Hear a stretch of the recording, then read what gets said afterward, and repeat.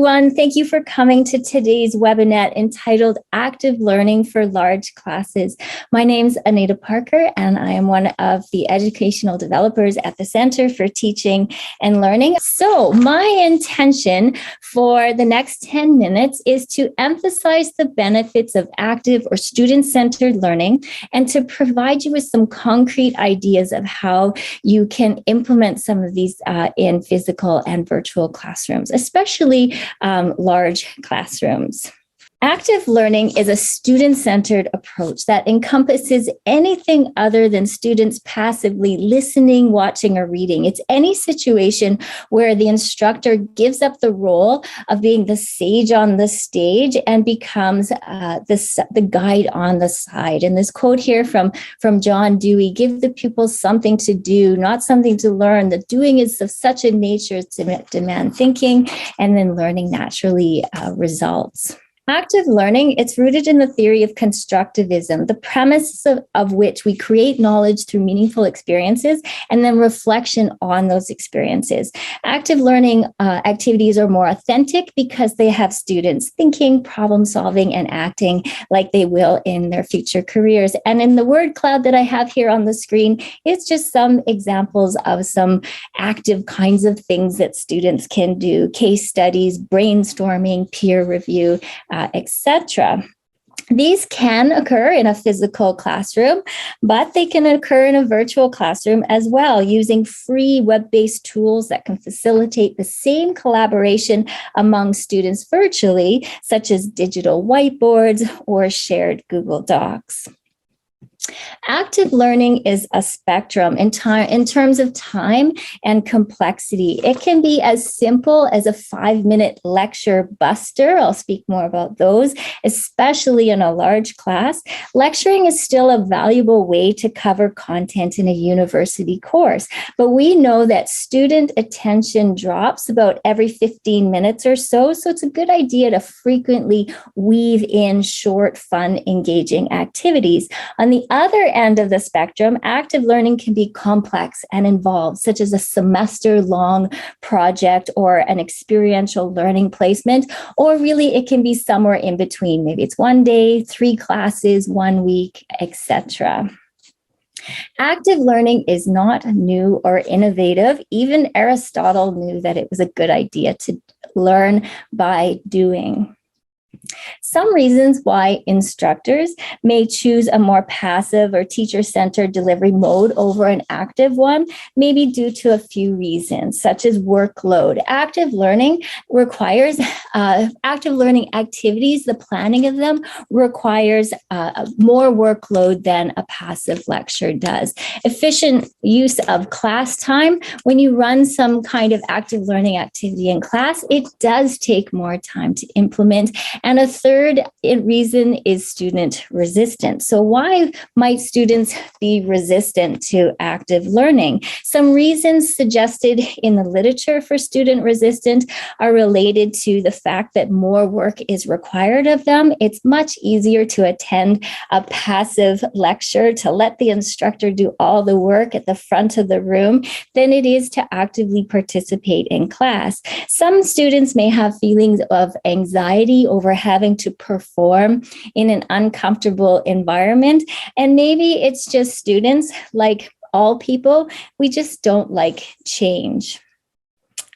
Strategies for implementing active learning activities that can help mitigate student resistance fall into the categories of explanation and facilitation. For explanation, take time to clearly explain the purpose and the expectations of the activity. Communicate how tasks are aligned with your course learning outcomes. Explain to students how their efforts are worthwhile for their success in their course, their program, and even their careers. Be open and transparent about your rationale for active learning components in your course. If students know your rationale, their buy-in will likely follow. Facilitation, especially in larger classes, implement activities that are shorter and low stakes and consistent. So that lecture buster kind of idea, having these consistent, quick activities in class, like a think, pair, share. During the activity, provide ongoing feedback and support, and perhaps include an aspect of accountability in group work, such as having groups record their discussion points in a shared document and presenting them to the class later. Active learning, it is easier to implement in smaller classes, but it is entirely possible, effective, and necessary in larger classes as well. Having a large class can be challenging administratively, but it's not a reason to back down from active learning. Instead, the question is, how am I going to make this happen? What can I do administratively so that the activity flows as smoothly as possible? And how can I not panic when there are hiccups along the way? And oh yes, there will be some hiccups. A good first stop as you begin to consider your active learning ideas is the support for teaching section at the CTL website. And here you'll find supporting evidence and links to internal and external resources for Monday morning ready ideas. I'm also going to take you to a few websites outside of our CTL website that you can visit on your own time for some concrete activity ideas. And really, Google is your oyster here. There is great sharing online with activities like this. Our own CTL website is an amazing resource, and other universities for Centers for Teaching and Learning websites are as well. Great starting points. The first one I have highlighted here is from the Center for Teaching and Learning at Queen's University, and I've highlighted in green the URL at the top if that's something that you'd like to visit later. When you click on where I have the green arrow there, the examples of active learning activities, you arrive here. And when you mouse over one of the scenarios, large group, small group, or individual, you get ideas for each of those scenarios. So here I've moused over large group.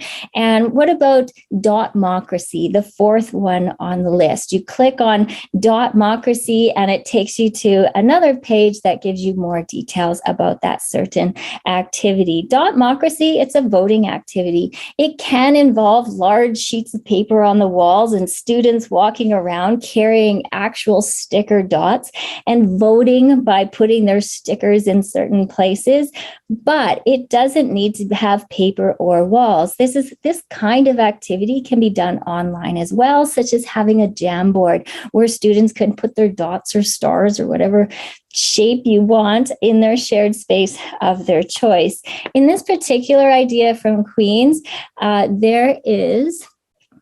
there we go. There's a link to more information. It's in particular, this one on Dotmocracy gives you more information on how to run this certain activity and gives you suggestions such as once you put up a poll, that you can't change any of the questions along the way. It's not fair to students who have already voted. Dotmocracy is just one way to have students respond en masse. If you like dots, great. It doesn't have to be dots. Dotmocracy, it's not about dots. It's about students having a voice through polling, online forums, or just raising their hands in class. Once students raise their hands in class, passive learning has stopped and active learning has begun. Here's another page. This one's from the University of Waterloo Center for Teaching Excellence. Lots of great resources and articles here. The article I have here for you includes a list of ideas, each with a drop-down area for further details. It's like a mini database of active learning ideas. For example, here's how to implement a 1-minute reflection, which is a great lecture buster. A 1-minute reflection, also called a 1-minute paper. It's an in-class, super short writing activity where students respond to a posed question. It's helpful for students' own metacognition. It can provide useful information to you, the instructor. And whether or not students share their papers with you, with each other, or they just keep them to themselves is up to you. Another one from the same website, cumulative brainstorming. It's another thing that can be done really quickly in class. It's a great way to generate a large amount of ideas in a short amount of time, and also to encourage participation by students who might not otherwise do so. In this example, sheets of paper, there you are, sheets of paper again. You don't need them in a virtual class, but you can have sheets of paper on walls of a room, and groups of students roam the room to the different areas and discuss and record their ideas. The prompts and the timing are facilitated by the instructor. And again, it can be done virtually using a tool such as a Jamboard, shared documents, or whatever tool like that is you feel most comfortable with. Along the same idea, not brainstorming, but brain writing. This one in particular, I like. It's the 653 brain writing, and really you can choose whatever numbers will meet your needs.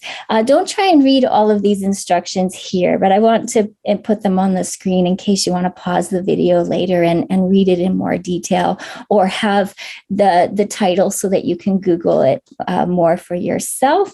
Groups of six pieces of paper for 5 minutes. Each person writes down 3 ideas on their piece of paper. Then they swap pieces of paper again and again and again and again, 6 times total. Something like this might not be suitable for a very large class in real time, but using eClass and forums and groups, an asynchronous version is definitely possible no matter how many students you have. Consistency is key when using active learning strategies, especially in large classes. The first 1 or 2 times you try something, it can be a bit chaotic or highly chaotic.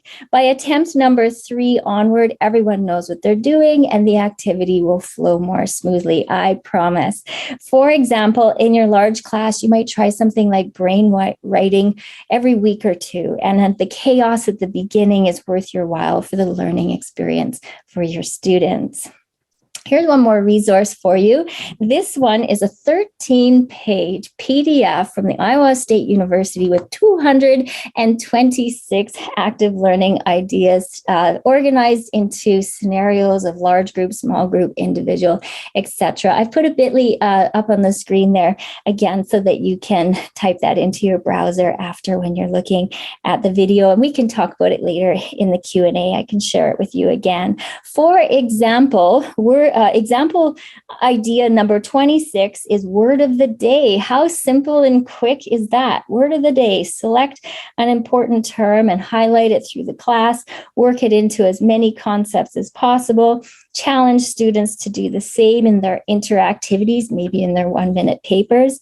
And idea number 104 is kind of in the middle of that spectrum that we talked about, a jigsaw activity. A jigsaw is a collaborative learning activity. The class on the left, the colored dots on the left, is divided into groups of 4. Home groups. Home groups meet and determine who will be what expert.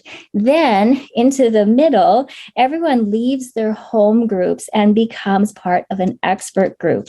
In their expert group, they become experts in a certain concept. Maybe they research something or solve some kind of problem. And then on to number 3, the home groups reassemble. And the experts within each home group teaches their peers about what their expertise is. What does the instructor do?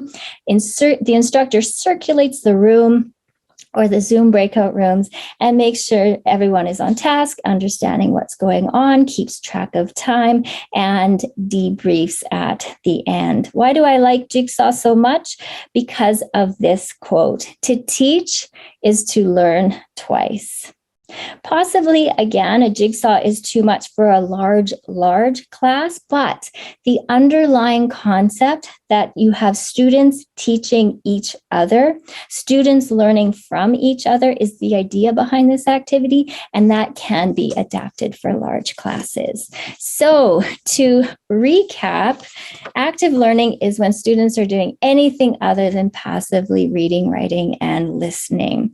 Active learning is an evidence-based teaching teaching strategy. In other words, it's a good idea. It results in positive outcomes for students. It can take 5 minutes, 5 days, 5 months, not quite 5 months, but it can take an entire semester. It's a spectrum. Designing and implementing these activities, not necessarily easy, not necessarily incredibly difficult. With practice and consistency, and your efforts are worthwhile. Smaller classes are easier. Larger classes definitely are well suited to many, many types of activities. Student resistance is normal, but it can be mitigated and doesn't need to be a barrier for you to try something new. You can get ideas from online sources, your colleagues and CTL. Me and my colleagues at CTL are here anytime you would need some inspiration or help in designing and implementing an active learning activities. And lastly, fear not and just go for it.